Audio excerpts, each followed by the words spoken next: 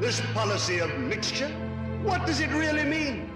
It doesn't mean freedom. It doesn't mean brotherhood or any of the cant and humbug which is taught.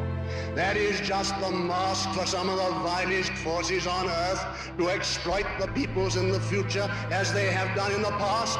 Every one of us in this hall was old enough to see before the war. Every one of you know what happened.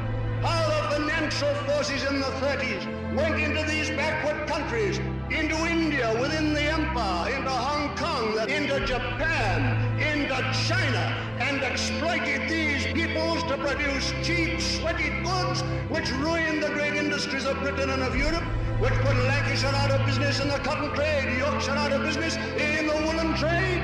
And these poor devils of coolies were exploited for a wage of a few shillings a week. For what purpose? To enable the City of London and Wall Street, New York, to make fatter profits by sweating them and helping us.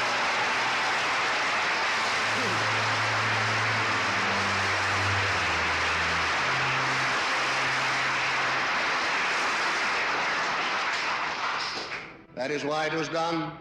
That was the whole purpose. And with what result? China thrown into the arms of communism.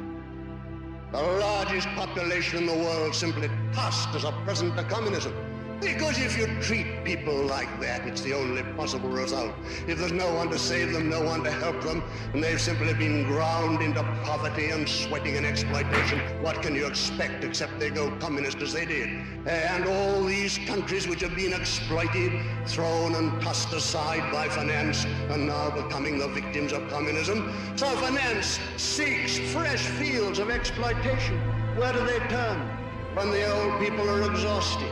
When many a poor laborer has died of consumption and of other horrible diseases in their sweatshops, or when they're exhausted fields of exploitation, where do they turn now? New pastures, new forests, fresh virgin land. And then you erect a Union Jack or another flag of Europe, and under that flag, where you allow these things to happen as we have done in the past, and those poor devils that have been sweated and exploited in Africa, like the other poor devils in China, India, and Japan, a great new field for sweatshops to be opened up, so that these new industries which we're creating in Britain today will be destroyed as the old industries were. Simplified, rationalized machinery with a few white surveyors, and then the masses of cheap colored labor torn off the land and taken into the sweatshops to work and labor and cough their guts out with tuberculosis until they too are thrown on the scrap heap of the sweatshops. Is that worthy of Britain? Is that to be the future of Europe?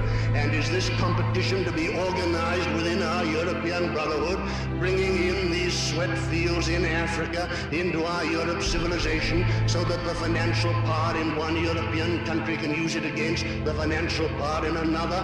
All the great financial central power of the world, now shifted from the City of London to Wall Street, New York, shall be able, on the mass of money, of wealth, and of power which it brings to it, again and again to exert its influence in politics, until, as you see today, it is childish nonsense to say that a British government rules Britain.